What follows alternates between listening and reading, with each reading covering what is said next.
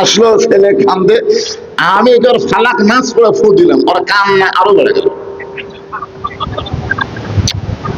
সন্তানের মা কয়, হুজুর কি হলো? আমি গেলাম, কে রে?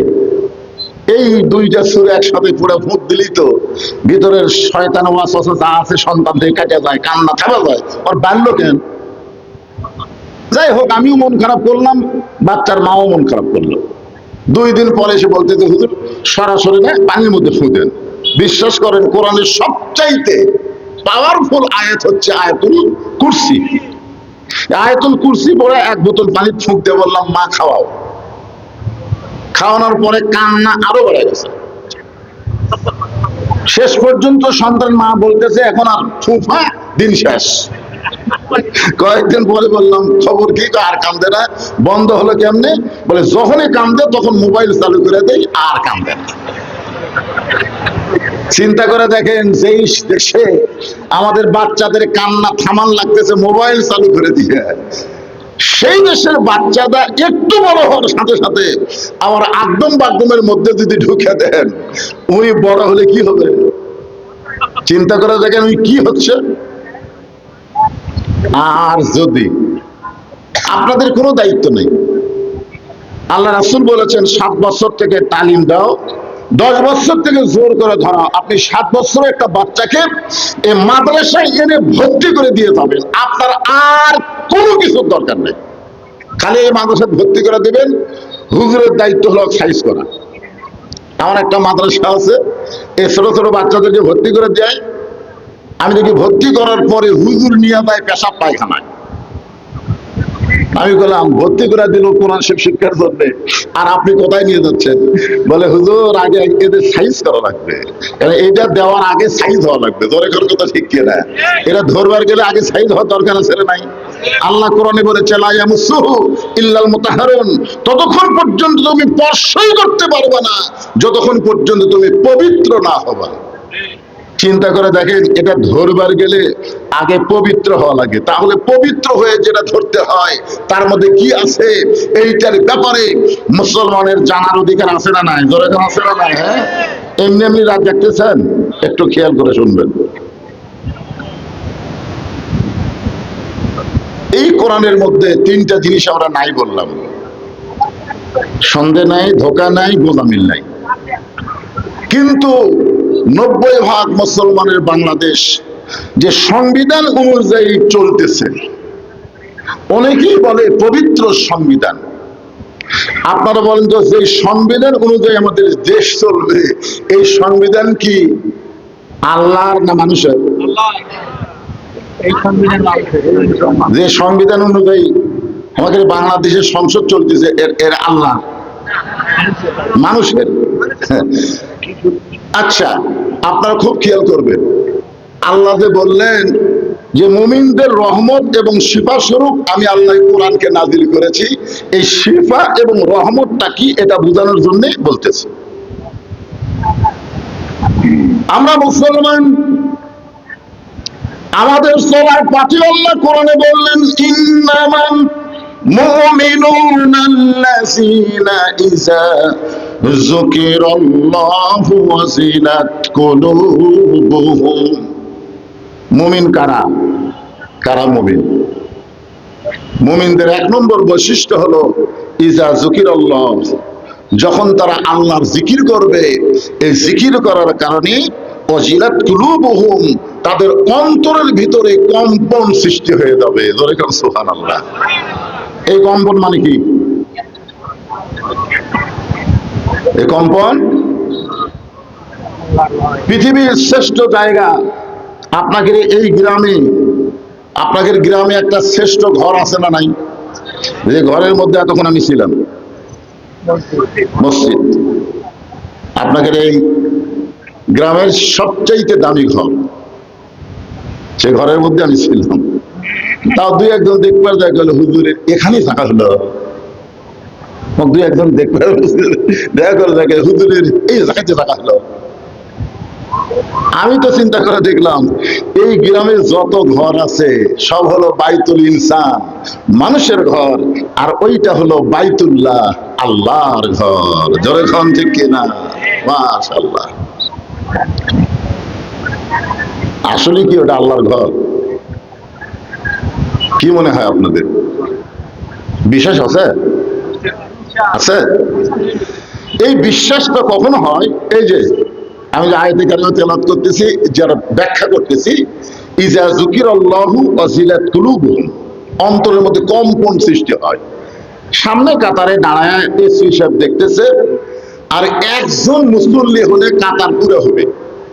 কে দেখতেছে? এসপি। মসজিদের সামনে কাতার দাঁড়ায় এসপি দেখতেছে, আর একটা মুসল্লি হলেই কাতার পুরো হবে। একটা মুসল্লি কি নাই? তাকায় দেখে দরজার চকিদার খাড়া হয়ে আছে। কে খাড়া আছে? চকিদার। এসপি বলতেছে আয়। চকিদার বলে না স্যার, আপনি এসপি, আমি চকিদার। খুব খেয়াল করবেন, আপনি এসপি, আমি চকিদার।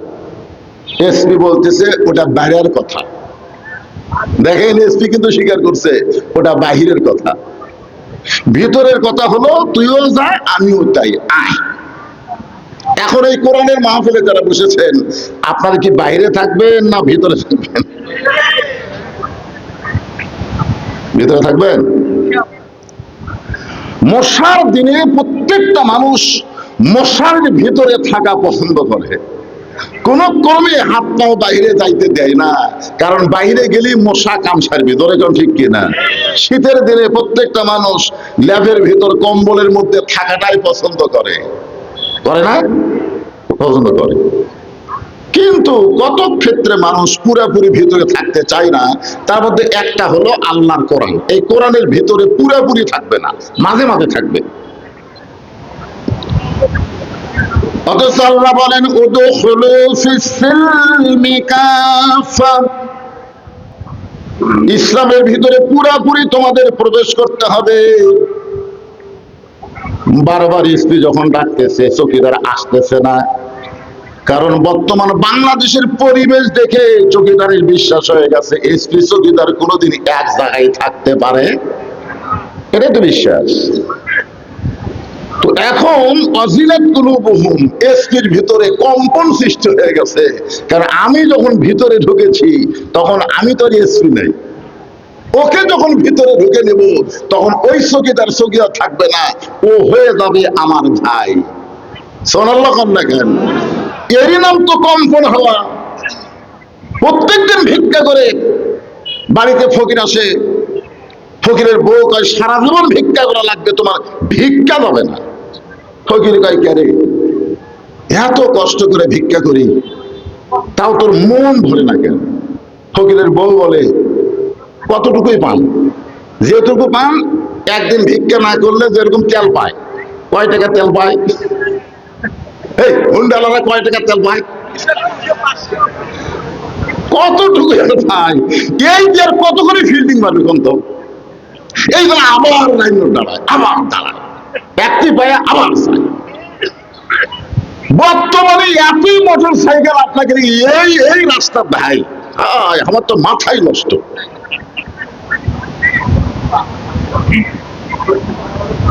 এখন ফকিরের বউ বলতেছে সারা জীবন এইভাবে ভিক্ষা করবেন, আপনার ভিক্ষাগিরি কমবে না।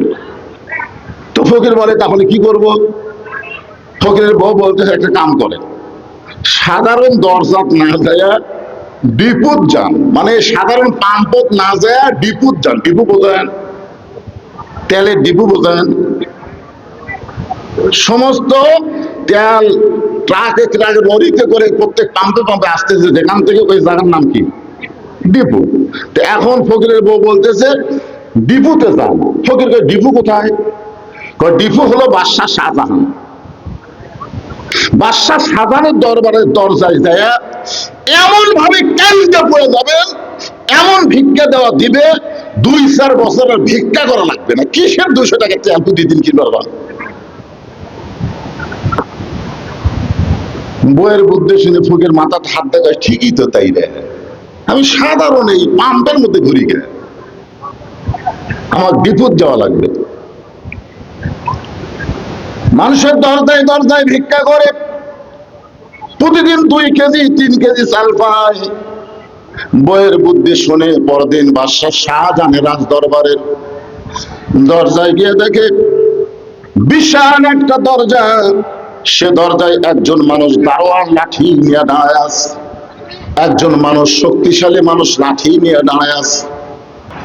তাহলে কি বলতেছিলাম? ইন্নামাল মুমিনুনা আল্লাযীনা ইযা যুকিরাল্লাহু ওয়াজিলাত কুলুবুহুম ওয়া ইযা তুলিয়াত আলাইহিম আয়াতুহু জাদাতুহুম ঈমানাও ওয়া আলা রাব্বিহিম ইয়াতাওয়াক্কালুন। এই সবাই বলেন আল্লাহু আকবার।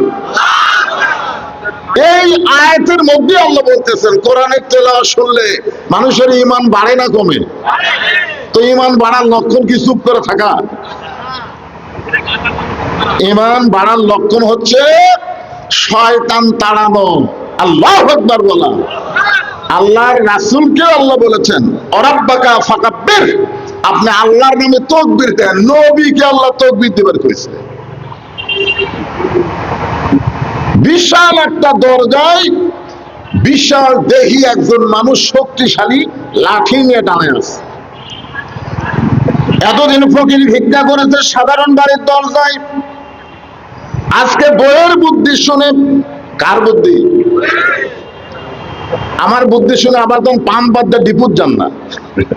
আমি কিন্তু আল্লাহর কোরআন আপনাদের দেখাইতেছি, একটু দেখেন। প্রাইমারির জন্য ভিক্ষা করা লাগে না, হাফিজি মাদ্রাসার জন্য কেন চাওয়া লাগে? কেন আজকে ধনীদের ছেলের মাথার পাগড়ি হয় না, গরিবের মাথার ছেলের মাথায় কেন পাগড়ি হয়? কেন পাইকারের সব মুসলমান কোরআন পড়তেছে না, অথচ কোরআন সবার জন্য শিক্ষা করা ফরজ আইন? জোরে গান কথা ঠিক কিনা? এই জিনিসটাই আমি আপনাদের সামনে উপস্থাপন করতেছি। একটু মনোযোগ দিয়ে শোনেন। আর মাইকা ভাইকে বলবো সাউন্ডটা একটু সাইজ মতো দেন তো, কেমন যেন লাগতেছে। তো এখন ফকির এতদিন ভিক্ষা করছে সাধারণ দরজায়, আজকের দরজার কি সাইজ ভিন্ন না? একই সাইজ। অন্য দরজার কোনো দারোয়ানি নেই, যে দরজার ফকির ভিক্ষা করছে দারোয়ানি নেই। আর আজকের দরজার থেকে দারোয়ান লাঠি নিয়ে খাড়াই আছে। ফকির যে দারোয়ানের দিকে, দরজার দিকে যায়, সঙ্গে সঙ্গে দারোয়ান লাঠি তুলে বলতে যায়, ওই মিয়া এদিকে যান। গাড়ি থামায়া, বুঝলেন, গাড়ি থামায়া নেতা গাড়ির থেকে নামে সালাম দিছে। ফকির খালি এরকম করতেছে। নেতা বলতেছে, কি দেখেন চাচা, আপনাকে সালাম দিলাম, কারণ ভিক্ষা করে খায়। আপনি জানেন না এই ভোটের ডাঁসি, ভোটের আগে আপনিও তো হামও দেয়। এক টানে ফকির বুকের মধ্যে নিয়ে নেতা কোলাকুলি করে বলতেছে, আমার মার্কাত কিন্তু দেওয়া লাগবে। ফকির বলতেছে, খালি আমি? তুমি আমার মতন ফকির বুকের মধ্যে নিয়ে যে আদর করছো, আমার গোষ্ঠী শুদ্ধ তোমার দিব। এখন ফকির বাড়ির যা বলছো সবাই ডাক দেয়, বলতেছে, আমার মতন ফকির সালাম দেয় রে, আমার বুকের মধ্যে তুলে যে আদর করছে, এই মার্কাত কিন্তু ভোট দেওয়াই লাগবে। এখন সবাইকে ভোট দিবার কয়ে ওই ভোট দিছে। এখন নেতা ভোটে পাস করছে। কিছুদিন পরে ওই নেতা এলাকার বেড়া বাড়াচ্ছে। ফকির মনে করছে ভোটের আগে যে আমার বুকের মধ্যে নিছে, ভোটের পরে তো আমার কলত নিবি। এই মনে করে ফকির মশাল লিয়ে যাচ্ছে। দরকার কি লিয়ে যাচ্ছে? মশাল লিয়ে যায়। দেখে নেতা দেখাই যাচ্ছে না, সামসার অত্যাচারে সামসার নেতা ঘিরা ধরছে। ফকির দেখে মারতে যায়, কোন দিকে তুই ভিক্ষা বাদ দেখানে কেন? আরে ভাই, ভোটের আগে আমার বুক দিছে। ভোটের আগে নেওয়া যায়, ভোটের পরে হয় না। ফকির যে দরজার দিকে যাবার চাই, তার অন্না ঠিক তুলে বলতেছে, ভিক্ষা করা বাদ দিয়া তুই এই দরজায় কেন আসলি? তুই কি জানিস না এটা বাদশাহ শাহজাহানের দরজা? আল্লাহ কোরআনে বলেছেন, তাবারাকাল্লাযী বিয়াদিহিল মুলকু ওয়া হুয়া আলা কুল্লি শাইইন কাদির। গোটা পৃথিবীর রাজত্ব, কর্তৃত্ব, মালিকানা একমাত্র কার হাতে? তাহলে তুই কি জানিস না এইটা বাদশাহ শাহজাহানের দরজা? জানিস না? এই দরজা দিয়ে উজুন্নাদির মন্ত্রী যারা সবাই ঢুকবে, তোর মতন ফকিরে ঢোকার কোনো চান্স নাই। ফকির বলতেছে, ভাই আমার বউ কইছে ভিতরে যাওয়াই লাগবে। দারোয়ান বলতেছে, বইয়ের বুদ্ধি শুনে পিটুন খাস না, যা। ফকির চিন্তা করে এভাবে হবে না। উদউ ইলা সাবিলি রাব্বিকা বিল হিকমা, আল্লাহ কোরআনে বলেছে যখন ডাইরেক্ট পারবে না তখন হিকমতে মার দিবা। কিসের মার? এরকম কিসের মার? এটা কি আমার কথা না আল্লাহর কথা? ফকির চিন্তা করতেছে দারোয়ানের সঙ্গে আমি শোধ দিতে পারবো না। এই দারোয়ানের হাতে একটা লাঠি আছে, আমার হাতে তো লাঠিও নাই, তবে আমার দুইটা হাত আছে। ফকির দৌড়ে গিয়ে খপ করে দারোয়ানের দুইটা পা ধরে বলতেছে, ভাইজান আমি একটু ভিতরে ঢুকবার চাই। দারোয়ানের ফকিরের কান্না দেখে আর পাও ধরা দেখে মনটা নরম করে বলতেছে, ভাই তুইও যা আমিও তাই। কিছুক্ষণ আগে কি বলছে? এবার বলতেছে তুইও জামু তাই, তুই ভিক্ষা করে খাস, আমি দরজা পাহারা দিয়ে খাই, আমাদের মধ্যে কোনো তফাৎ নাই। ফকির বলতেছে তাহলে দরজা খুলে দাও, আমি একটু ভিতরে যাই। দারোয়ান বলে, পাগলা, আরো 15টা দরজা আছে, আরো। আমি দরজা খুলে দিলি তুই ভিতরে ঢুকবি তা না, আরো 15টা দরজা পাড়ি দেওয়ার পরে তুই ভিতরে যাবার পারবি। ফকির বলতেছে শুধু আপনি খুলে দেন, পরে দরজার দারোয়ান খুলবে কি খুলবে না সেটা আমার ব্যাপার। প্রথম দরজার দারোয়ান ঠাট্টা করে দরজা খুলে দিল। ঠাট্টা বোঝেন না? মস্করা করে। আজকে গরিবের বন্ধু, সমাজ সেবক, জনদরদি এই কথা বলে গরিবদের ভোট নিয়ে তারা নেতা হয়ে যায়। নেতা হওয়ার পরে গরিবদের দিকে তাকায় না। এরাও কিন্তু ঠাট্টাকারী, জোরে কোন কথা ঠিক কিনা? এরাও ঠাট্টা করে, মস্করা করে। অথচ আল্লাহ কোরআনে বলেছে, ইন্নাল্লাহা ইয়ামুরুকুম আন তুআদ্দুল আমানাতি ইলা আহলিহা ওয়া ইযা হাকামতুম বাইনান নাস আন তাহকুমু বিল আদল। জোরে বল আল্লাহু আকবার। 100 গজ দূরে গিয়ে আর একটা দারোয়ান লাঠি নিয়ে দাঁড়ায় আছে। কি নিয়ে দাঁড়ায় আছে? ফকিরকে দেখেই বলতেছে, ফকির ঢুকলা কেমনে? ফকির ঢুকলা কেমনে? ফকির বলতেছে, কেমনে ঢুকলাম? এটা যদি জানবার চাও তাহলে প্রথম দরজা দারোয়ানের কাছে যাও। দ্বিতীয় দরজা দারোয়ানকে ফকির কি বলতেছে, আমি কেমনে ঢুকলাম এটা যদি জানবার চাও তাহলে প্রথম দরজা দারোয়ানের কাছে যাও। আমার পরিচয় শুনে কাঁপতে কাঁপতে দরজা খুলে দিছে। এখন তুমি দরজা খুলবে না দরজা বন্ধ করে রাখবে, এটা তোমার ব্যাপার। এখন দ্বিতীয় দরজার দারোয়ান চিন্তা করতেছে, কে রে, এর যদি পরিচয় না থাকতো তাহলে প্রথম দরজার দারোয়ান তো দরজা খুলতো না। ওই যখন দরজা খুলে দিতে খামাখা আমরা দরজা বন্ধ রেখে আমাদের চাকরি আমরা হেরাবার পারবো না। ইমাম গাজ্জালী রহমতুল্লাহ বলেন, এই কোরআনকে বুকে ধারণ করে, কোরআনকে তেলাওয়াত করে, ইমানের বলে বলিয়ান হয়ে এই দুনিয়াতে মৃত্যুর দরজাকে যারা ইমানের সাথে গ্রহণ করবে, কবর বলো, হাসর বলো, মিজান বলো, পুলসিরাত বলো, আর কোনো দরজায় তোমাদেরকে আটকানো হবে না।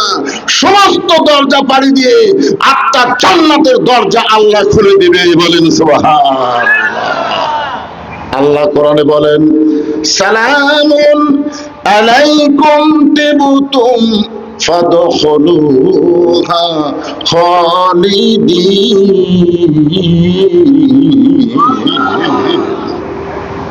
একই কায়দায় ফকির সব দরজা খুলে রাজ দরবারের মধ্যে ঢুকছে।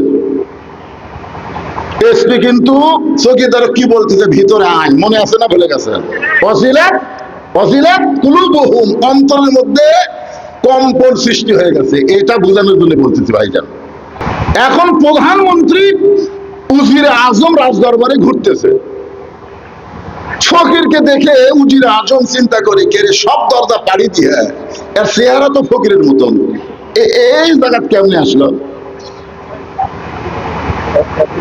আজকে সংসদ ভবনের এরিয়ার মধ্যে একজন টুপিওয়ালা, পাগড়িওয়ালা, দাড়িওয়ালা মানুষকে কে যেন বলছে জঙ্গি ভাই। এটা জঙ্গি এমপি, শোনেন আপনারা? জঙ্গি এমপি। অনেকের ধারণা সংসদ হবে মমতাদের মতন গায়িকা, ফেরদৌসের মতন নায়ক। এইরকম মানুষদের মুসলমানের সংসদ ধরলে হবে না, মুসলমানের সংসদের মধ্যে মুসলমানদেরকে সংখ্যাগরিষ্ঠ থাকা লাগবে। বলে কোন কথা ঠিক কিনা কথা বলে? এখন আপনি বলেন, আজকের মাহফিলের প্রধান অতিথি প্রধান বক্তার মাথার টুপি, প্রধান বক্তার মুকুট দাড়ি, কিন্তু প্রধান অতিথির মাথার টুপি নাই, মুকুট দাড়ি নাই, একই বিজ্ঞাপনে দুই জনের নাম আছে। এটা কিন্তু আমি বুঝাচ্ছি, ফজিলাত কুলুবুহুম, অন্তরের মধ্যে কম্পন সৃষ্টি হয়। কিন্তু আপনি কিন্তু কোন সময় প্রধান অতিথির দিকে তাকাবেন না, আপনি খালি বারবার তাকিয়ে আছেন প্রধান বক্তার দিকে, যে প্রধান বক্তার দাড়ি ঠিক আছে কিনা, টুপি ঠিক আছে কিনা। প্রধান অতিথির ওদের দাড়ি মারি লাগবে না, কে একা মারলি হবি। তোর এখন কত ঠিক কিনা ভাইজান? আমরা মুসলমান, পুরাপুরি ইসলামের মধ্যে আমাদের প্রবেশ করতে হবে। উজির আজম কাছে এসে বলতেছে, বাবজান আপনার চেহারা থেকে বোঝা যায় না আপনি কে। ফকির বলতেছে, বাদশাহ শাহজাহান কোন জায়গায়? ফকির বলতেছে, উজির আজমকে বাদশাহ শাহজাহান কোন জায়গায়? উজির আজম চমকে উঠছে যে আমরা আজ পর্যন্ত নাম ধরে ডাকি না, আমরা ডাকি সম্রাট, জাহাপনা। আর এই বেটা সরাসরি বলতেছে বাদশাহ শাহজাহান কোথায়? প্রধানমন্ত্রী চিন্তা করতেছে, উজির আজম চিন্তা করে, এই বাদশাহ শাহজাহানের নিকটতম কোন লোক হতে পারে, যার কারণে বললেন, বাবজান এখন আমাদের বাদশাহ রাজ দরবারে নাই। বলতেছেন, বাবজান বাদশাহ শাহজাহানের জন্য যদি দেখা করবার চান, তাহলে ওই যে ছোট্ট ঘর, ওই ছোট্ট ঘরে যান। ফকির বাদশাহ শাহজাহানকে দেখার জন্য ছোট্ট ঘরের কাছে গিয়া দেখে দরজাখানা বন্ধ, ঘরের দরজা বন্ধ। জানালার দিয়ে ভিতর দিকে তাকায় দেখে গোটা ঘরের ভিতরে মাত্র একজন মানুষ। জোরে বলেন কয়জন? মাত্র একজন মানুষ। এভাবে দুইখানা হাত তুলে বলতেছে, ও বাদশাহ তোমার দরবারে আমি ফকির বলে চোখ দিয়া দর দর করে পানি পড়তেছে। ফকির মনে মনে কয়, বইয়ের বুদ্ধি শুনে আসলাম বাদশার কাছে, বিপদ আসলাম। তোর এখন কোথায় আসলাম? এতদিন আসলাম পাম্পে 200-র উপর পাই না, আজকে বইয়ের বুদ্ধি শুনে বিপদ আসলাম। আয়সা দেখি বাদশা নিজে ফকির হয়ে কান দিচ্ছে, বিপদ তেল নেই। কথা কম না, আসলে ডিপু কি খুনি যদি পাওয়ার চান, আল্লাহ কোরআনে বলেন, ফালিয়াবুদু রব্ব হাযাল বাইত আল্লাযী আত'আমাহুম মিন জু'ইন ওয়া আমানাহুম মিন খাউফ। আমাকে একজন বলতে দাও, হুজুর যদি হরমুজ পানি বন্ধ হয়ে যায়, যদি আমেরিকা ইরানের যুদ্ধ আরো 2 মাস থাকে, তাহলে বাংলাদেশের তেল কোথায় পাবে? বাংলাদেশের মিল ফ্যাক্টরি কেমনে চলবে? বাংলাদেশ তো দুর্ভিক্ষর দেশ হয়ে যাবে। আমি কইলাম, এই মুহূর্তে বাংলাদেশের সরকারের দরকার হলো 5 ওয়াক্ত নামাজের কায়েমের বিল পাস করা। বাংলাদেশ সরকার মুসলমানদের জন্য নামাজের বিলটা যদি পাস করে দেয়, সমস্ত মুসলমান যদি 5 ওয়াক্ত নামাজ আদায় করে, আল্লাহ বলতেছেন ওই ঘরের মালিকের যদি তোমরা গোলামি করো, আমি আল্লাহ সঙ্গে সঙ্গে তোমাদের 2টা পুরস্কার দেব।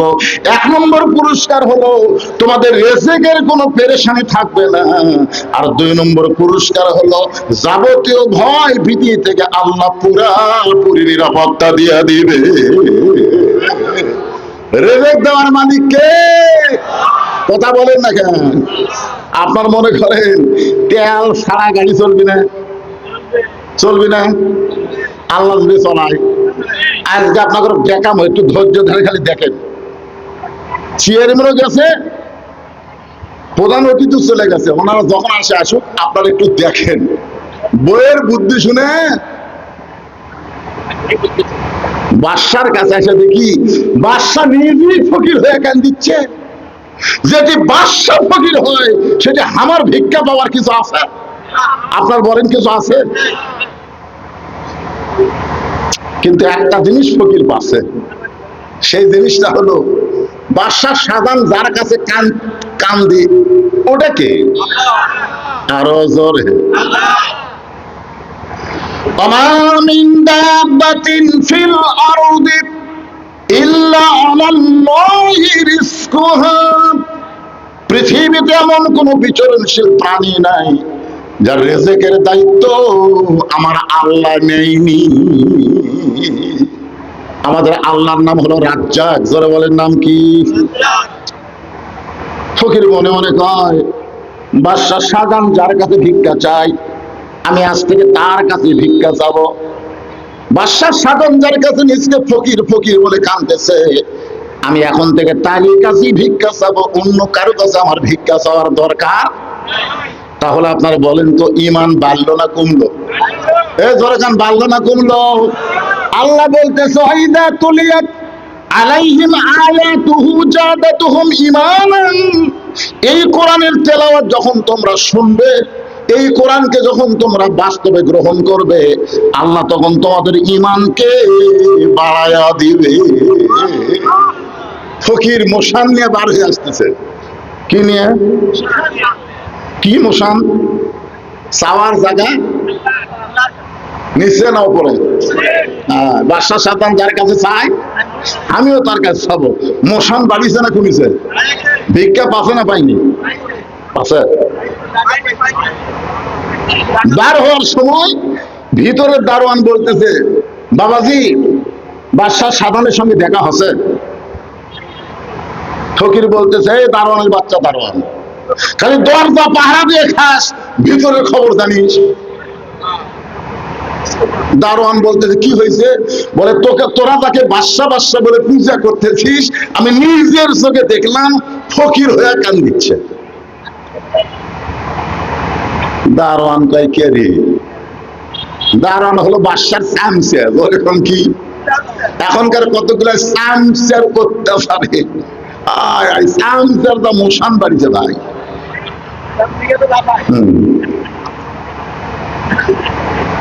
দারোয়ান হলো বাদশার চামচা। আরো দরজার দারোয়ান ছিল, প্রত্যেকটা দারোয়ানকে লক্ষ্য করে বলতেছে, আর দরজা পাহারা দিয়ে লাভ নাই, ভিতরে আয় আয় আয় আয়। সমস্ত দারোয়ান একত্র হইয়া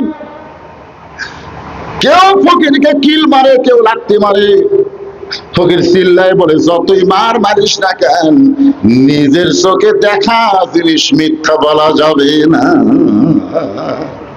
যতই মারো, যতই কাটো, যতই জিএমবি কও, যতই রাজাকার কও, নিজের চোখে দেখা জিনিস আল্লাহর দুনিয়ায় আল্লাহর কোরআন চলবে, মানুষের সমাজ এবং রাষ্ট্র চলবে না। কথা ঠিক কিনা? তাবারাকাল্লাযী বিয়াদিহিল মুলক ওয়া হুয়া আলা কুল্লি শাইইন কাদির। গোটা পৃথিবীর রাজত্ব, কর্তৃত্ব, মালিকানা একমাত্র কার হাতে? যারা বলবেন না তারা কিন্তু ডোনাল্ড ট্রাম্পের হাতে পিটন খাবেন। একটু মনোযোগ দিয়ে শুনবেন। ফকির চিল্লায় বলে, যতই মারো না কেন, নিজের চোখে দেখা জিনিস মিথ্যা বলা যাবে না। এমন সময় বাদশা শাহজাহানের আসরের নামাজ শেষ হয়ে গেছে। এতক্ষণ বাদশা শাহজাহান আসরের নামাজ পড়ে কার কাছে হাত তুলছিল?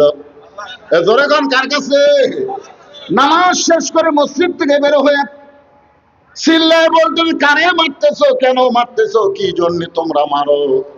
দারোয়ান গুলো বলে, জাহাপনা, আমরা শুধু মারতেছি, আপনি শুনলে তো মারাই ফেলবেন। আমরা শুধু মারতেছি, আপনি শুনলে তো মারাই ফেলবেন। বাদশা শাহজাহান বলে, লোকটার অপরাধ কি? দারোয়ান গুলো বলতেছে, আপনি নাকি ফকির হয়ে গেছেন, আপনি নাকি বাদশা নাই, আপনি নাকি ফকির হয়ে গেছেন। বাদশা শাহজাহান দৌড়ে এসে ফকিরের টুটি চাইপা ধরে বলে, এই ফকির, তুই কি জানিস না আমি মুঘল সম্রাট শাহজাহান? দেখেন কিছুক্ষণ আগে কি করছে, কার কাছে কাঁদছে?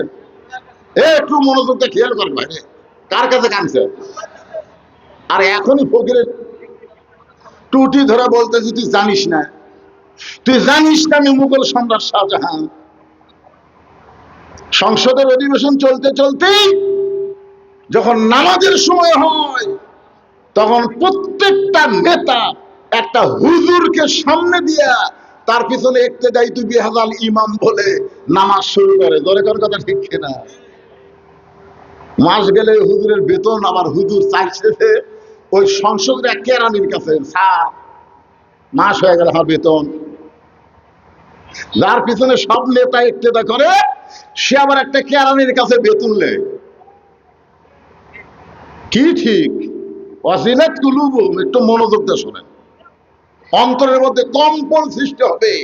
এই কোরআন তুইয়া মুইয়া কোনো কিতাব না, এই কোরআনের নাম হলো নূর, এই কোরআন হলো আলো। জোরে কোন কথা ঠিক কিনা? যে আয়াতের শেষে আল্লাহ বললেন ওয়ালা রাব্বিহিম ইয়াতাওয়াক্কালুন। বাদশা শাহজাহান ফকিরের টুটি চাইপা ধরে বলে, এই মিয়া তুই কি জানিস না আমি মোগল সম্রাট শাহজাহান?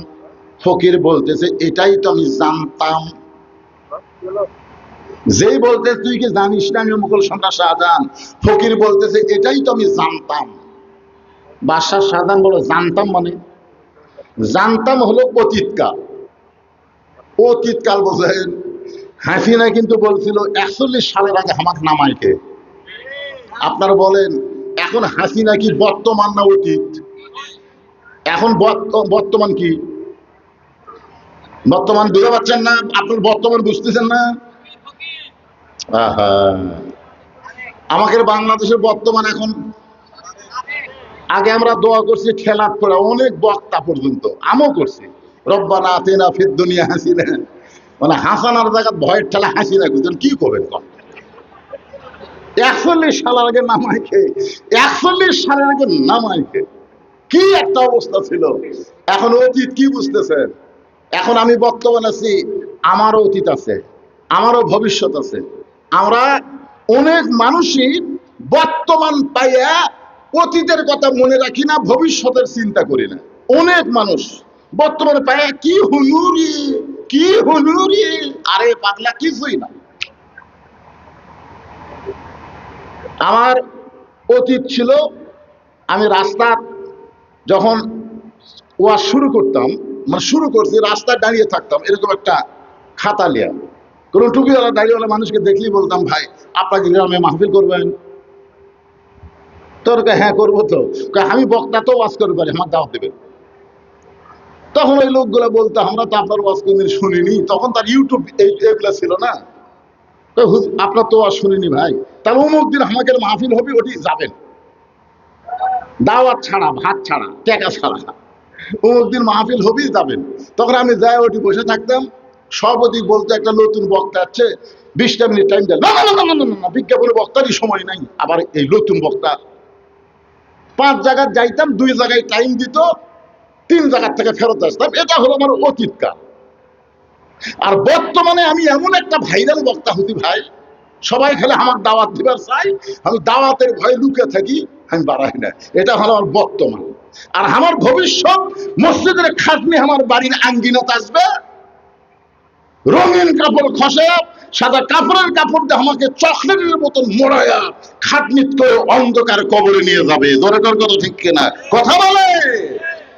আমি আমার অতীত ভুলে গেলাম, আমার ভবিষ্যতের চিন্তা করলাম না, বর্তমানে কি হনু রে এই চিন্তা করলে হাসিনার মতন পতন হওয়া লাগবে। দরকার কথা ঠিক কিনা? কথা বলে।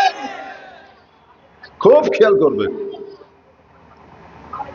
ফকির বলতেছে আমি জানতাম, আমি জানতাম। বাদশা শাহজাহান বলে জানতাম কি রে, আমি তো এখনো মোগল সম্রাট শাহজাহান। ফকির বলতেছে তাহলে ওই ঘরের কাছে, ওই ঘরের কাছে যাই আমি জানলা দিয়ে ভিতর দিকে দেখলাম আপনার মতোই। এখন আপনি কিনা তা তো আমি জানি না, তবে আপনার মতোই একজন মানুষ 2 হাত তুলে বলতেছে ও বাদশার বাদশা, তোমার দরবার আমি ফকির, আমি ফকির, আমি ফকির। এই কথা যেই মাত্র ফকির বলেছে ওয়াজিলাত কুলুবুহুম, সঙ্গে সঙ্গে বাদশা শাহজাহানের অন্তরের মধ্যে তড়পানি শুরু হয়ে গেছে, গোটা দেহ থরথর করে কাঁপতেছে, চোখ দিয়ে দর দর করে পানি পড়তেছে।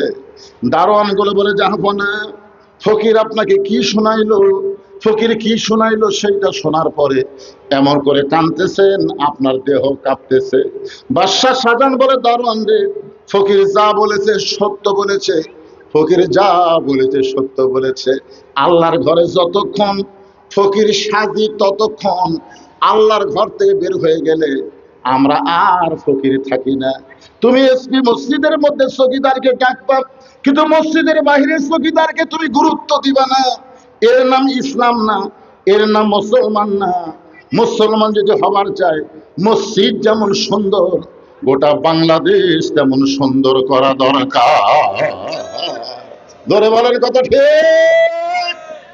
মসজিদও যেমন, গোটা বাংলাদেশ। খালি বলবেন না ওই মসজিদে আল্লাহর ঘর। মসজিদ যদি আল্লাহ দিয়ে দেন, বাদ বাকি আপনি লিয়ে এলেন, তাহলে তো কি আঙ্গুল দিয়ে দেখায় হুজুর এদিকে যা দেখতেছেন সব, পিছন দিকে যা দেখতেছেন সব, এ সাইডে সব আমাদের এলাকার পাওয়া দেওয়ার জায়গা কেন নেই। তো সবই যদি তোমাকে হয় আল্লাহ, আল্লাহটা দেখবার গেলে 2 মিনিট হাঁটা লাগবে। মসজিদের সামনে গিয়ে বলতেছে এই যে দেখতেছেন হুজুর, এখানেও আল্লাহর কিছু ছিল না, আমার চাচা 10 শতক আল্লাহ দান করছে। দেখছেন কথার সাইজ। আমরা টাকা পয়সাতে আল্লাহ ঘর বানিয়ে দিছি। ফেরেশতারা বলতেছে আল্লাহ দেশের নাম কি? আমরা সেই দেশে থাকবো না, আমরা থাকবো মুসলমানের কোরআনের দেশে। জোরে কোন কথা ঠিক কি না? আল কোরআনের আলো, কোরআন হাদিস যেখানে। আর হচ্ছে না। 12 তারিখের আগে ভালোই হচ্ছিল, ফেব্রুয়ারির 12 তারিখের আগে মনে করতেছিল, এখন মনে করতেছে আর হবে না। পাগলারা, উহুদের যুদ্ধে মুসলমানের পরাজয় হয়েছে, তারপরে আর মুসলমানের কোনো পরাজয় হয়নি। সুবহানাল্লাহ কোন না? হ্যাঁ, পরাজয়ের মধ্যে শিক্ষা আছে না নাই? এজন্য কেন শিক্ষা আছে না নাই? আজকে আল্লাহর কোরআনের মাহফিলে এসেছি, একটু মনোযোগ দিয়ে কথাগুলো শুনবেন। আমি কেন বলতেছিলাম যে আজকে গরিবের সন্তানরা কোরআনের হাফেজ হবে, ধনীদের সন্তানরা হবে না কেন? আজকে সংসদে যারা এমপি আছে, তাদের সন্তানগুলো যদি হাফেজে মাদ্রাসায় পড়তো, তাহলে শিক্ষামন্ত্রী বাজেট চাওয়ার সময় খালি জেনারেল শিক্ষার বাজেট চাইতো না, আল্লাহর কোরআনের শিক্ষার বাজেট চাইতো। ধরে কোন ঠিক কি না? আমি আপনাদের কাছে এই কোরআনের জন্য মাত্র 30টা বাজেট চাইলাম, যে 30 জন আল্লাহর বান্দা 30টা কোরআন শরীফ দান করবেন। একজন আল্লাহর বান্দা দান করেছে কোরআন শরীফ বাবদ 500, আর মাত্র 29 জন আল্লাহর বান্দার কাছে চাইছিলাম, কিন্তু আপনারা পকেটে টাকা থিয়া বার করলেন না। যার পকেটে টাকা আছে তার কাছে আমার দাবি আছে। একটা কোরআন শরীফ পৃথিবীর শ্রেষ্ঠ দান। এই নবীর এতিম মাদ্রাসায় একটা কোরআন শরীফ বাবদ 500 টাকা দান করার মতন কেউ নাই আপনাদের মধ্যে। আপনি দান করবেন, এই কোরআন শরীফ বাবদ 500 টাকা দান করার কারণে 1 বছর আপনার ডাক্তারের কাছে যাওয়া লাগবে না। বাপ মা যদি কবরে যায়, এই দান করার ছেলে আল্লাহ বাপ মার কবরটাকেও যেন জান্নাতের বাগান বানায় দেয়। জোরে কথা আমিন। দেখি তো 29 জন আল্লাহর বান্দা পাওয়া যায় কিনা। এখন আসেন আমার আলোচনার দিকে খেয়াল করেন। এখানে একটা হাদিস আমি তেলাওয়াত করেছি। হাদিসটা হলো ইন্নাল জান্নাতা তুশতাকু ইলা খামসাতি নাফারিন, নিশ্চয় 5টা দলের জন্য আল্লাহর জান্নাত আশা করে আছে। জোরে বলেন কয় দল? আমার কথা কি আপনারা শুনতে পাচ্ছেন? তাহলে হো হা করতেছেন কেন, রাগ করছেন? কয় দল? নাই গেল ভাই, দেখো তো তুমি চারদিকে ঘুরে দেখো তো সাউন্ডটা ঠিক আছে কিনা। কারণ আমার মা বোনদের জন্য কিছু ওয়াজ করাই লাগবে, তাছাড়া তোরা মন খারাপ করবে। তো ওদের কাছে সাউন্ডটা ঠিক মতো যাচ্ছে কিনা একটু খেয়াল করো। 5টা দলের জন্য আল্লাহর জান্নাত আশা করে আছে। কয় দল? তার মধ্যে 1 নম্বর হলো তালিয়াল কোরআন, বাম হাতে হলো, মনে কষ্ট নেই। আল্লাহর আরেকজন বান্দা কোরআন শরীফ বাবদ 500 টাকা দান করছে, আল্লাহ কবুল করেন। আর মাত্র 28টা কোরআন শরীফ লাগবে। এখন একজনই দিবেন না 28 জন মিলা দিবেন, সেটা আপনাদের ব্যাপার। তাহলে 1 নম্বর হলো কোরআনের দল। 2 নম্বর হলো হাফিজুল লিসান, নানাজিল নিজের জবানকে সংযত করবে। বর্তমানে এই জবান নিয়ে আমির হামদা খুব বিপদে পড়ছে। তোরে কার কথা ঠিক না? আমরা বক্তারাও খুব বিপদে আছি। এই গেলি কয় হুজুর আপনি একটা মুরব্বী মানুষ, আমির হামদা আপনার ভাষা হয়, আপনি একটু সংশোধন করতে পারেন না। আমি তাকে মোবাইল করে বললাম ওয়া হাফিজুল লিসান, আল্লাহ রাসূলের হাদিস। আল্লাহ রাসূল বলেছেন 5টা দলের জন্য আল্লাহর জান্নাত আশা করে আছে। তার মধ্যে একটা দল হলো যারা নিজের জবানকে সংযত করবে। ইচ্ছা অনুযায়ী জবান যখন তখন ব্যবহার করা যাবে না, কথা বলার আগে চিন্তা করা লাগবে, ভাবিয়া করিও কাজ, করিয়া ভাবিও না, এরকম করা যাবে না। তোর এখন কথা ঠিক কিনা? তো এখন এমন কিছু কথা হঠাৎ মুখ দিয়ে বার করে দেয়, আরে পাগলা, খালি বক্তা, এখন এমপি হচ্ছে, এতে করে নানা ধরনের শত্রুতার পিছনে আছে না নাই? এই ওয়াজটা কিন্তু আমি করছিলাম, যে ওয়াজ আমির হামজা করে ধরা খেল, এই ওয়াজটা কিন্তু আমি করছিলাম। আমি করছিলাম হেকমতের সাথে, ও হাফিজুল লিসান, জবান সংযতের আমি বলছিলাম। আপনাদের মনে আছে কিনা যে দুই নেতা কোলাকুলি করতেছে, নেতার বুকের সাথে বুক লাগাবার চায়, কিন্তু দুই নেতার পেট এত বড় যে পেটের সাথে পেট লাগে, বুকের সাথে বুক লাগি না।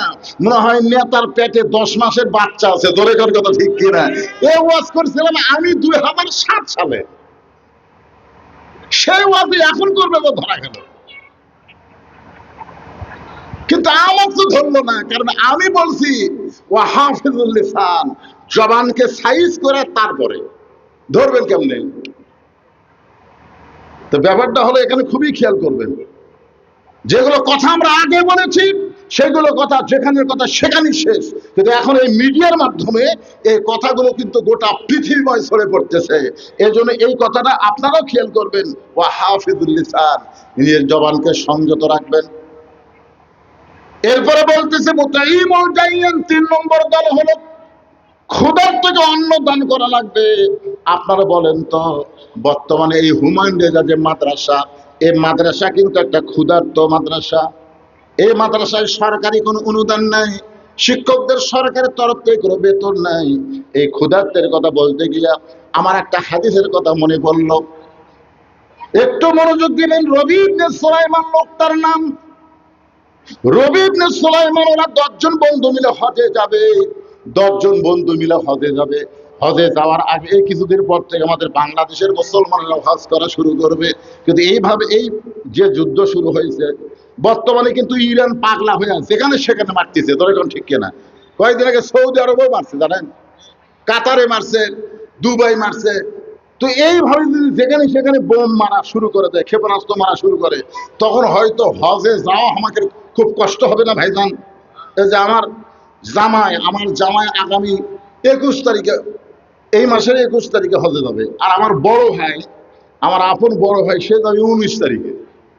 তো এখন আমার কাছে এসে বলতে যে ভাই, আমরা যে বিপদে পড়লাম, এই আমেরিকা যদি না থামে আর ইরান যদি না থামে, তাহলে যে কি হবে? কেবল গ্যাসের দাম বাড়িছে, তেলের দাম যদি বাড়ে, বিমানের ভাড়া কেবল ডবল হবি, হজ কি হবি না বাতিল হবি? একটু দোয়া করার দরকার আছে না নাই? দরকার আছে না নাই? তো ওরা এরকম 9-10 জন বন্ধু মানুষের কাছে হজে দেওয়া, লম্বা সফর, তো দোয়া চাচ্ছে। তার মধ্যে একজন হলো রবি ইবনে সুলাইমান। অনেক দূর এক আত্মীয়ের কাছ থেকে দোয়া চায় নিজের বাড়ির দিকে ফিরতেছে, রাত হয়ে গেছে। তখন তার এরকম যানবাহন ছিল না। হঠাৎ রাস্তার পাশে লক্ষ্য করে দেখে একটা মহিলা মরা গাদার গা থেকে গোস্ত কাটতেছে আর টোপলা বানতেছে। রবি ইবনে সুলাইমান চমকে গেল। গাধা খাওয়া মুসলমানের জন্য হারাম, আর মরা গাদার গা থেকে গোস্ত করে টোপলা বানতেছে। এই মহিলা হয়তো একটা হোটেলের সাথে যোগাযোগ করে এই খারাপ জিনিস, হারাম জিনিস সাপ্লাই দেয়। কিছুক্ষণ পরে গোস্ত যখন টোপলা হয়ে গেছে, রবি ইবনে সুলাইমান ওই মেয়েটার পিছনে পিছনে রওনা দেয়। দেখি মেয়েটা কোথায় যায়। ওই মহিলা একটা বাড়ির মধ্যে ঢোকার সঙ্গে সঙ্গে 2টা যুবতী মেয়ে মা মা বলে কাঁদতেছে। মা বলতেছে, আরে কান্দা লাগবে না, আল্লাহ তোমাদের জন্য রিজিকের ব্যবস্থা করছে। এই গোস্তের টোপলাটা মেয়ে 2টার হাতে দিয়ে বলতেছে, এই গোস্ত সিদ্ধ করে খাও আর আল্লাহর শুকরিয়া আদায় করো। রবি ইবনে সুলাইমান চমকে গেল। গাদা খাওয়া হারাম, আর মরা গাদার গা থেকে গোস্ত করে টোপলা বানছে, তাও বলতে সিদ্ধ করে খাও, আল্লাহ শুকরিয়া আদায় করো। চিৎকার দিয়ে বললেন, মা তুমি কেমন মহিলা? তোমার মেয়েদেরকে তুমি হারাম গোস্ত সিদ্ধ করে খাবার খাও? আমি নিজের চোখে দেখলাম মরা গাদার গাতে গোস্ত করে তুমি টোপলা করে নিয়ে আসলা, আর সেই গোস্ত তোমার মেয়েদের খাবার খাও। মেয়েটা বলে, পথিক রে, আমার বাড়িতে আজকে কয়েকদিন হলে খাবার নাই। আমার 2টা মেয়ে ক্ষুধার জ্বালায় যখন কান্দে, আমার মেয়ে 2টাও যুবতী, আমি একজন নারী, দিনের বেলায় খাবার জোগাড় করতে পারি নাই।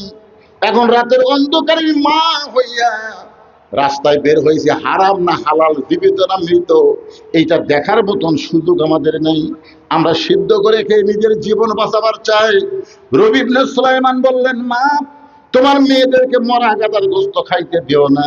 আমি এবার হজে যাবার চাইছিলাম, আমি আর হজে যাব না, আমার হজের সব সম্পদ তোমাদেরকে দান করে দিব। তিনি এক দৌড়ে বাড়িতে আসলেন। বাড়িতে আসার পরে হজের যত সম্পদ, খাদ্য সব মাথায় করে নিয়ে যায় ওই মা আর মেয়ে দুটোকে দিয়ে দিলেন। মেয়ে দুইটার মা মিলে আল্লাহর কাছে দোয়া করতেছে, আল্লাহ তোমার এই বান্দা এবার মক্কা মদিনায় যাওয়ার নিয়ত করছিল, কিন্তু আমাদের এই অসহায় অবস্থা দেখে সমস্ত সম্পদ আমাদেরকে দান করে দিল। আমরা মা আর মেয়েরা মিলে দোয়া করি, আল্লাহ মক্কা মদিনা তুমি এই মানুষটার বাড়িতে হাজির করে দিও। সুবহানাল্লাহ বলেন না? আপনার মনে করতেছেন এটা একটা কথা হলো, মক্কা মদিনা কোন মানুষের বাড়ি হাজির হয়? আরে মক্কা মদিনা না, আমল ভালো থাকলে স্বয়ং নবী পর্যন্ত আপনার ঘরে হাজির হবে। দলের কথা ঠিক কিনা? স্বয়ং আল্লাহ নবী চলে আসবে। বিশ্বাসে মিলাই বস্তু, তর্কে বহুদূর। বিশ্বাস করবে। আমরা দোয়া করার দরকার, দোয়া করে দিলাম, কবুল করার মালিককে। রবি ইবনে সুলাইমান চলে গেল। নির্দিষ্ট সময়ে 9টা বন্ধু এসে বলতে, চলো ভাই হজে যাই। রবি ইবনে সুলাইমান বললেন, এবার তোমরা যাও, আমি যাব না।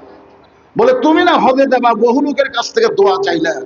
বলে, চাইছি ভাই, এখন যাওয়ার সামর্থ্য নেই, যাও তোমরা যাও। 9টা বন্ধু মন খারাপ করে চলে গেল। হজ শেষ করে 9 জন বন্ধু তাদের নিজেদের বাড়িতে না যায় রবি ইবনে সুলাইমানের বাড়ির দরজা ঠাজি। এই 9 জনের মধ্যে একজনের মাথাতে আবার একটা টোপলা আছে। দরকার মাথা কি আছে? এই টোপলাওয়ালা দরজার ডাকতে দেয়, রবি ইবনে সুলাইমান দরজা খোল। রবি ইবনে সুলাইমান চমক করছে, কে রে? পরিচিত কণ্ঠ মনে হয়। দরজা খুলে দেখে 9টা হাজি দরজার ডালে আছে। জোরে করে সুবহানাল্লাহ। আল্লাহ রাসূল বলেছেন, গরিবেরা মনে কষ্ট দিও না, তোমার এলাকার কোন হাজি সাহেব যখন হজ করে ফিরে আসবে, তুমি দৌড়ে গিয়ে তার চেহারার দিকে মহব্বতের নজর দিয়ে একবার তুই কলিজায় মহব্বত আনতে পারো, ও কাবা মদিনা দেখে যে সওয়াব পাইছে, ও হাজি সাহেবের চেহারা দেখলে আল্লাহ সেই সওয়াব তোমাকে দান করে দিবে। হাজি সাহেবের সঙ্গে বন্ধুত্ব রাখবে না শত্রুতা? অনেকে বলে হাজি মানে পাজি, হাজি মানে পাজি। রবি ইবনে সুলাইমান লক্ষ্য করে দেখে 9টা হাজি। বলে, ভাইজান তোমরা হজ করে কখন আসলে? ভাই তোমরা 9 জন আমার বাড়ির দরজায়, যার মাথার টোপলা আছে রাগ করে বলে, এই মিথ্যাবাদী মুনাফিক। রবি ইবনে সুলাইমান বলতে, তোমরা হজ করে কখন আসলে ভাই? আর টোপলা বলে, এই মিথ্যাবাদী মুনাফিক, হজের আগে তোর কাছে আসছিলাম না? বলে, হ্যাঁ। তুই না কইলি এবার হজে যাবো না? এই টোপলা কার? এই টোপলা কার? আল্লাহর ঘর তাওয়াফ করতেছিলি, আমি তোর কাছে গেলাম, তুই আমার টোপলা দিয়ে আল্লাহর ঘর তাওয়াফ করা শুরু করলি। আমরা তোর পিছনে পিছনে আল্লাহর ঘর তাওয়াফ করলাম, তোকে আর মাথাফি পেলাম না, চলে গেলাম আল্লাহ আমরা সাফা মারোয়া সাই করতে গিয়ে দিয়ে তুই আমাদের সামনে দৌড়াদৌড়ি করতেছিস। তোর টোপলা মাথায় নিয়ে তোর পিছনে সাফা মারোয়া সাই করলাম। মক্কা মদিনায় তোকে কয়েকবার দেখলাম, কিন্তু দেখা দিয়ে ধরা দিলি না। চলে গেলাম মদিনায়। মদিনায় গিয়ে দেখি আল্লাহ নবীর রওজার পাশে দাঁড়ায় তুই আল্লাহ নবীর রওজা জিয়ারত করতেছিস। আমরা তোর সঙ্গে নবীর রওজা জিয়ারত করা শুরু করলাম, হঠাৎ যেন কোথায় তুই হারিয়ে গেলি। চলে আসলাম মক্কায়। মক্কা মদিনায় কয়েক জায়গায় তোর সঙ্গে আমাদের দেখা হলো, আর তুই আমারে টোপলা দিয়ে তুই যে হারায় গেলি। আবার আজকে আমাদের আগে চলে এসে দরজা বন্ধ করে আরাম করতেছিস। রবি ইবনে সুলাইমান বলে, ভাইজান আল্লাহর শপথ করে বলতেছে, আমি তো মক্কা মদিনায় যাইনি ভাই, আমি তো হজই করবার যাই নাই। 9 জন হাজি বলতেছে, এ মিথ্যাবাদী। 9টা 18 চোখ দিয়ে দেখছি, বারবার একবার না। তুই মুনাফিক, মিথ্যাবাদী, তোর সঙ্গে আমাদের সম্পর্ক চলবে না। 9টা হাজি রাগ করে যখন চলে যায়, ওই টোপলা ফাইলা দিয়া রবি ইবনে সুলাইমান টোপলাটা হাতের মধ্যে নিয়ে কান্দে, বলে, মাবুদ জীবনে এমন কি দোষ করলাম, জীবনে এমন কি অপরাধ করলাম যে আমার 9টা বন্ধু এই মাত্র হজ করে এসে আমাকে মুনাফিক বলে চলে গেল, আমাকে মিথ্যাবাদী বলে চলে গেল। আমি জীবনে এমন কি পাপ করেছি আল্লাহ? এই বলে কাঁদতে কাঁদতে রবি ইবনে সুলাইমান যখন বেহুশ হয়ে পড়ে যায়, ওই বেহুশ অবস্থায় দেখতে পায় আল্লাহর নবী তার শিয়রের পাশে দাঁড়ায় আছে। লিল্লাহি বিল্লাহ মান রাআনি হাক্কান ওয়াজাবাত লাহু শাফাআতি ইয়াউমাল কিয়ামা। আল্লাহ রাসূল বলেছেন, কেউ যদি আমাকে দেখে বিশ্বাস করো সে আমাকে সত্যিই দেখেছে। আপনি স্বপ্নেই যদি দেখেন তাহলে আপনি বিশ্বাস করবেন কি সত্য দেখেছেন। আল্লাহ রাসূলের চেহারা কেউ ধারণ করতে পারে না। আল্লাহর নবীকে রবিউল সুলাইমান দেখতেছেন, নবী তার শিয়রের পাশে দাঁড়ায় আছে। আল্লাহ রাসূলকে দেখে রবিউল সুলাইমান বলেন, ইয়া রাসূলুল্লাহ, আপনি যখন আমার ঘরের মধ্যে, আমি জীবনে এমন কি পাপ করলাম যে পাপ করার কারণে আমার 9টা বন্ধু আমাকে মিথ্যাবাদী মুনাফিক বলে এই টোপলাখানা দিয়ে চলে গেল। এসে কিসের টোপলা ইয়া রাসূলুল্লাহ? আল্লাহ রাসূল কোরআন থেকে একটা আয়াত তেলাওয়াত করলেন, ওমা তুনফিকু মিন শাইইন ফি সাবিলিল্লাহি ইউওয়াফা ইলাইকুম ওয়া আনতুম লা তুসলামুন। রে রবি ইবনে সুলাইমান, তোমার 9টা বন্ধু মিথ্যা বলে নাই, কারণ তুমি গরিব অসহায়কে দান করার কারণে, অমতাইমুল জাইয়ান, ওই ক্ষুধার্তকে অন্ন দান করার কারণে আল্লাহ তোমার প্রতি এত খুশি হয়েছে, একটা ফেরেশতাকে তোমার চেহারায় তোমার নামে এবার আল্লাহ হজ করায়া নিছে। তোমার চেহারায় ওই ফেরেশতা শুধু হজ করে নাই, রাসূলের আমার রওজাও জিয়ারত করছে। রবি ইবনে সুলাইমান বলে, হুজুর আপনার কথা তো আমার 100% বিশ্বাস হয়েছে, কিন্তু এটা কিসের টোপলা? এ টোপলা যে ফেলেতে চলে গেল। তখন নবী কোরআন থেকে একটা আয়াত তেলাওয়াত করলেন, ওমা তুনফিকু মিন শাইইন ফি সাবিলিল্লাহি ইউওয়াফা ইলাইকুম ওয়া আনতুম লা তুযলামুন। মায়েরা, আপনারা যারা বসে আছেন পর্দার অন্তরালে, আপনারা চিন্তা করতেছেন হুজুর কি ওয়াজ করবেন। আমি এলাকায় এসে শুনলাম আপনাদের এই এলাকায় নাকি মেয়ে মানুষের মাথার চুল বেচা কিনা হয়। হয়, মরদ মানুষ এই কথা কেমনে কয়?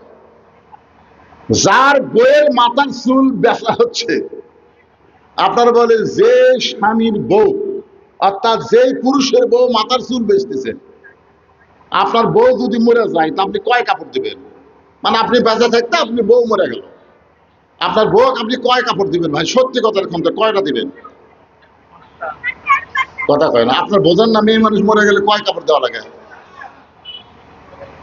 তো 5টা কাপড় কোন জায়গাত বাঁধে? 3টা কাপড় পুরুষের মতোই, পুরুষ যেরকম 3 কাপড়, মেয়েদেরও 3 কাপড়, কিন্তু 2টা কাপড় 2টা জায়গায় বেশি বাঁধা লাগে, সেটা পুরুষের নাই। একটা হলো সিনা বান, একটা হলো মাথা বান। এখন বলেন যে মেয়ে মানুষ জীবিত অবস্থায় মাথার চুলি বেঁচে খায়, মরার পরে তার মাথা বান্ধা লাভ হবে? আমি আমার মা বোনদের জন্য বলি, মা যা করছেন করছেন, আর করবেন না। কারণ মেয়ে মানুষের মাথার চুল লাড়া ছাড়া শুধু একজন পুরুষ মানুষ দেখতে পারবে। এরকম চুল লাড়া ছাড়া শুধু একজন পুরুষ, সেই পুরুষ হলো তার স্বামী। এমনকি মেয়ে যদি বড় হয়, বড় মেয়ের মাথার চুল বাবাও লাড়তে পারবে না। মেয়ে যদি বড় হয়, ভাইও বোনের চুল লাড়তে পারবে না। হুন্না লিবাসুল লাকুম ওয়া আনতুম লিবাসুল লাহুন্না, কোরআনের এই আয়াত অনুযায়ী শুধু স্বামী বউয়ের মাথার চুল লাড়া ছাড়া দেখতে পারবে। তাহলে যারা মাথার চুল কিনতেছে, সে সকল পুরুষ মানুষ কি লাড়া ছাড়া কিনতেছে না? কথা কয় না। এরকম চুল নিয়ে বলতেছে, ভাবি হতে হলো না ভাবি, আর সামান্য হলেই 200 টাকা হবে। তখন ঘরের মধ্যে যা মুড়া চিরুনিতে চুল হ্যাঁচড়া, আবার দেখেন তো ভাই হয় কিনা, আবার লাড়া ছাড়া। তাই মা বোনদের বলবো, মা আপনাকে আমল তো খুব বেশি না। রাসূল বলেছেন মেয়েদের জন্য জান্নাতে যাওয়া খুবই সহজ, আবার মেয়েদের জন্য জান্নাত পাওয়া খুবই কঠিন। জাহান্নামের মধ্যে আমি মেয়েদেরকে মেরাজের রজনীতে বেশি দেখছি। মা ফাতেমা তো সেই কান্না, বাবা মেয়েদেরকে আপনি জাহান্নামে বেশি দেখলেন, কারণ কি? বলে, মা আসলে মেয়েদের জান্নাতে যাওয়া কোনো ব্যাপারই না, মাত্র 4টা আমল করা লাগবে। ধরে বলেন কয়টা? 1 নম্বর আমল হলো 5 ওয়াক্ত নামাজ পড়বে মায়েরা, রমজানের রোজা করবা, স্বামীর কথা মতো চলবেন, আর সতীত্বের হেফাজত পর্দা করবেন। এই 4টা আমল যদি করতে পারেন, 8টা জান্নাতের দরজা আল্লাহ খুলে দিবে। যে কোনো দরজা দিয়া ফাতেমার সঙ্গে আল্লাহ তাদের জান্নাত দিয়া দিবে। আমার মায়েরা, আমলটা আপনারা করবেন। এখন টোপলার মধ্যে কি আছে? আল্লাহ রাসূল কিন্তু টোপলার ভিতরে খবর দেয়নি, শুধু কোরআনের আয়াত তেলাওয়াত করছে। আমি যখন বললাম কবুল করেছেন, তখন আপনাদের কিছু একটা বলা দরকার ছিল। আপনারা কি তেলের পাম্পে আছেন? তেলের পাম্পে সব ব্যাকহেল, ঘন্টার পর ঘন্টা আছে, কিন্তু কাজ হচ্ছে না, তো হঠাৎ ব্যাকহেল হয়ে যায়। এটা কি তেলের পাম্প? খেয়াল করেন,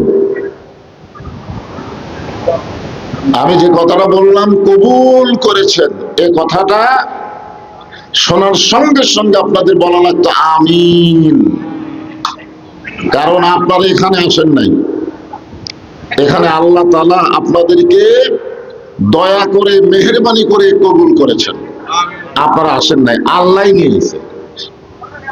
এটা আমার কথা না, কথা আল্লাহ বলেছেন, মা সাবাকা মিন হাসানাতিন ফামিনাল্লাহ। বান্দা বান্দির দ্বারা যখন কোনো ভালো কাজ হয়, এই কাজ বান্দা বান্দি করে না, বরং আল্লাহ করায়। আপনারা অন্তর থেকে একবার চিন্তা করে বলেন তো, এই কোরআনের মাহফিলে বসা এটা ভালো কাজ না খারাপ কাজ? তাহলে এই ভালো কাজ কি আমরা করলাম না আল্লাহ করলো? তাহলে এই মুহূর্তে হিসাব নিকাশ করে আমরা বলতে পারি, আমরা যত বড়ই পাপী হই না কেন, আল্লাহ আমাদের উপরে এখন পর্যন্ত খুশি আছেন। বুঝতে পারেন? আল্লাহ যদি খুশি না থাকতো, তাহলে এই জায়গায় আমাদের আসতে দিতেন না। আমরা পাপী ঠিক আছে, কিন্তু এখন পর্যন্ত আল্লাহ আমাদের উপরে খুশি আছেন। আমার সামনে যারা বসেছেন, আমি আমার অন্তরের অন্তঃস্থল থেকে আপনাদের সবাইকে শুভেচ্ছা জ্ঞাপন করছি। আসার সময় রাস্তায় দেখলাম বহু মা বোনেরা, আজকের মাহফিলে অনেক মা বোনেরা উপস্থিত হয়েছেন। আমার সম্মানিত মা বোনেরা, পর্দার অন্তরালে বসে বসে যারা আলোচনা শুনতেছেন, তাদেরকে শ্রদ্ধা জ্ঞাপন করে এই মুহূর্তে জানতে চাচ্ছি, আপনারা সকলে কেমন আছেন? আলহামদুলিল্লাহ রাব্বিল আলামিন। যে আল্লাহ শারীরিক সুস্থতা, মানসিক প্রশান্তি দান করে এই জান্নাতের বাগানি কবুল করলেন, আমরা সে আল্লাহর উপরে খুশি না বেজার?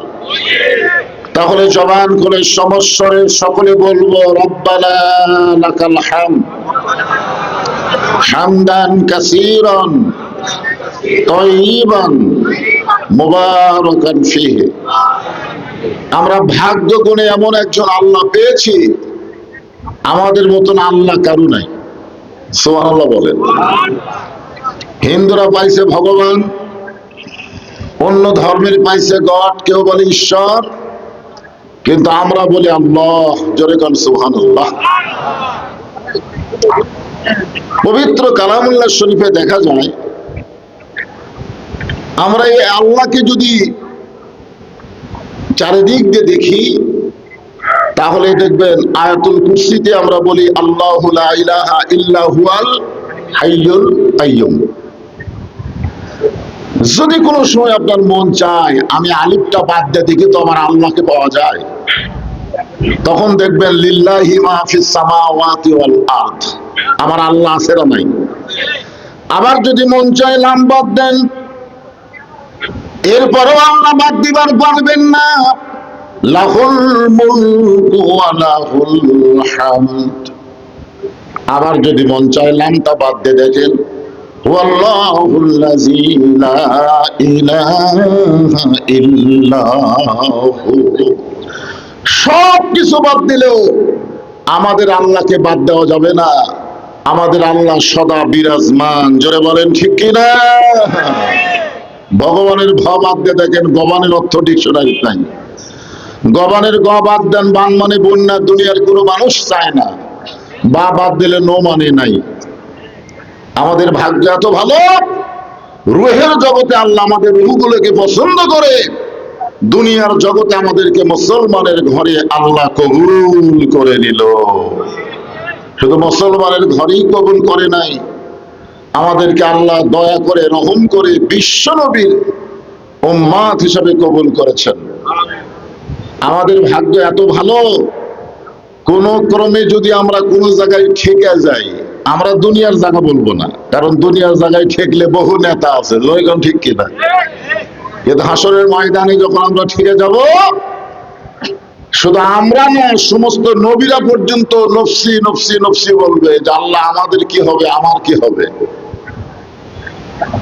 আছেন আমার মুক্তার, আছেন আমার বারিস্টার, শেখ বিচারের হাইকোর্টেতে তিনি আমায় করবেন পার।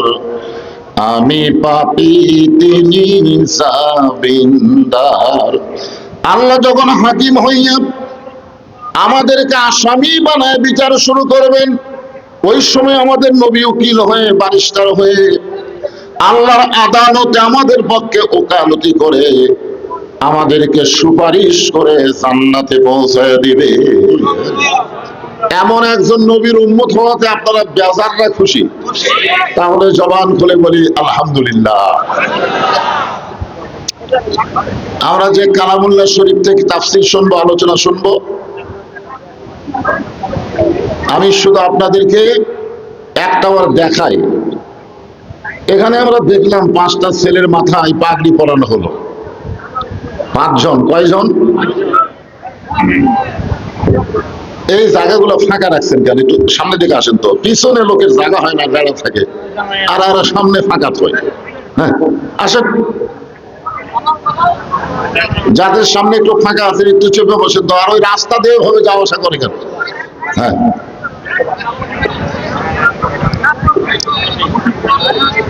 আমার কথা কি আপনারা শুনতে পাচ্ছেন? হ্যাঁ, একটু মনোযোগ দেবেন। হ্যাঁ, সবাই একটু সামনের দিকে আল্লাহর রাস্তায় আসেন।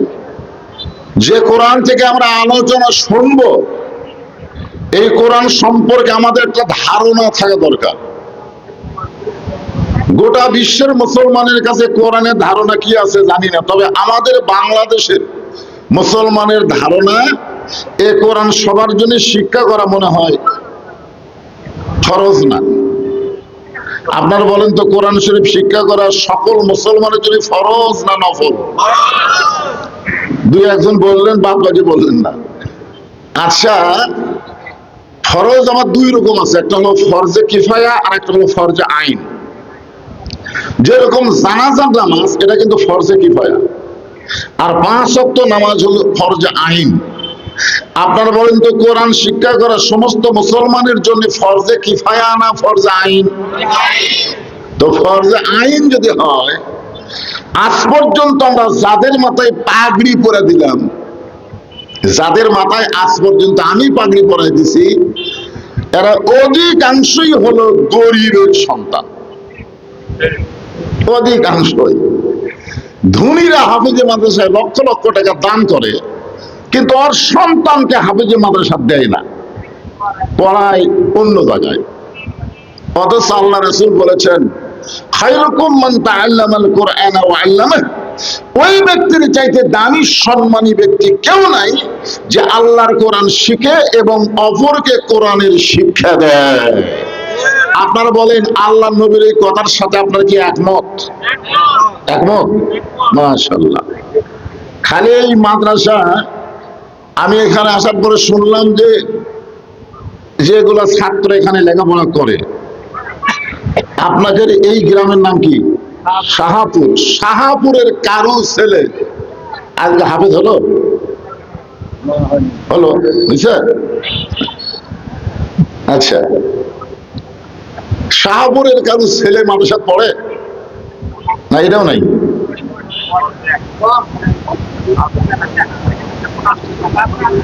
মনে কষ্ট নিয়ে, আমি যে আয়াতে কারিমা তেলাওয়াত করেছি, এখানে আল্লাহ বলতেছেন, ইন্নামাল মুমিনুনা আল্লাযীনা ইযা যুকিরাল্লাহু ওয়াজিলাত কুলুবুহুম। এই আয়াতটাকে সামনে নিয়ে, যে মুমিন কারা, পাইকারি হারে সবাই মুমিন না। এই জিনিসটা আজকে আল্লাহর কোরআন থেকে আমাদের দেখা লাগবে। 90% মুসলমানের দেশে প্রাইমারির উন্নয়ন কল্পে কোনো মাহফিল আজ পর্যন্ত হয়নি, কিন্তু হাফেজি মাদ্রাসার উন্নতি কল্পে মাহফিল করা লাগে। একদম বাকদম ঘটন সাথে ঢাক ঢোলক ঝাঁঝর বাজে, এই শিক্ষা কিন্তু মুসলমানের না। অথচ সেই শিক্ষার জন্য শিক্ষামন্ত্রী আছে। এরকম কি মন্ত্রী আছে? সংসদে হাজার হাজার কোটি টাকার বাজেট চাবে, ওই মিথ্যা শিক্ষার জন্য হাজার হাজার কোটি টাকার বাজেট চাওয়া হবে সংসদে, অথচ আল্লাহর কোরআনের শিক্ষার জন্য 90% মুসলমানের দেশে কোনো বাজেট চাওয়া হবে না। বাজেট হচ্ছে জনগণের দান সদকা করলে মাদ্রাসা চলবে, নইলে বন্ধ হয়ে যাবে। সারা জীবন যা করছেন আর করা যাবে না, সময় বাকি নাই। আমেরিকা খেপে গেছে ইরানের উপরে, যে হারে মারতেছে। ট্রাম্প বলতেছে অল্প দিনের মধ্যেই এমন একটা বোমা মারবে যে ইরান তো যাবে, আশেপাশে যতগুলো দেশ আছে সব পুরো সারখার হয়ে যাবে। এখন ট্রাম্প হয়েছে নমরুদ, এখন মুসলমান হচ্ছে মিল্লাতা আবিকুম ইব্রাহিম হুয়া সাম্মাকুমুল মুসলিমিন। কি মনে করতেছেন নমরুদের আগুনের চুলা জ্বলছে না? জ্বলছে, কিন্তু আমাদের জাতির পিতার জন্য কি জ্বলছে নাকি? কথা কয় না কেন? ট্রাম্পের ক্ষমতা বেশি না আল্লাহর ক্ষমতা বেশি? এটা বিশ্বাস করা লাগবে। বিশ্বাস কখন হবে? কখন হবে? শুধু কোরআন শুনলে হবে না, বাস্তবে আল্লাহর কোরআনকে গ্রহণ করলে এই বিশ্বাস অন্তরে আসবে। শুনলে হবে না, শুনলে তো যাওয়ার পরে বলবে বাংলাদেশের পক্ষে আমেরিকা আছে, অসুবিধা নেই। আর এক সাইড থেকে বলবে কি করছি, ভারত আমাদের সাথে আছে, আমাদের কোনো সমস্যা নেই। আমাদের সাথে ভারত না আমেরিকা না, আমাদের সাথে আল্লাহ থাকা লাগবে। জোরে কোন কথা ঠিক কিনা? জোরে বলেন, আমাদের সঙ্গে কে থাকা লাগবে? আল্লাহ থাকা লাগবে। কিন্তু আমরা অনেক সময় গল্প বলি, তেলের যে অবস্থা হয়েছে, তেলের যে অবস্থা, হরমুজ পানি বন্ধ হয়ে যাচ্ছে, সামনে যদি তেল না আসে আমরা চলবো কেমনে? আরে পাগলা, ইরানের তেল লাগবে না, ইরাকের তেল লাগবে না, বাংলাদেশের মাটির তলেই তেল আছে। জোরে কোন কথা ঠিক কিনা? কথা বলো। কি মনে করতেছেন আপনারা? মনে করতেছেন নাই? জোরে কোন আছে না নাই? আছে। তো যে কোরআন থেকে আপনারা আলোচনা শুনবেন, যেটুকু আমি আলোচনা করব, আগে আপনাদের কাছ থেকে একটা ধারণা নিচ্ছি। এই কোরআনে কোনো সন্দেহ সবাই বলা লাগবে, যাই মুখ বন্ধ করে থবে, মরার আগে আল্লাহ তার জবান কেড়ে নিবে। মানে হক কথা বলার সময় যে মুখ খোলে না, এ হলো বোমা শয়তান। জোরে কোন কথা ঠিক না? আপনারা বলেন, এই কোরআনে কোনো সন্দেহ আছে? এই কোরআনে কোনো ধোঁকা আছে? এই কোরআনে কোনো গোলামির আছে? কারণ কোরআন কার বাণী? আল্লাহ কোরআনকে লক্ষ্য করে বলেন, অনুনাজ্জিলু মিনাল কুরআনি মা হুয়া শিফাউ ওয়া রাহমাতুল লিল মুমিনিন।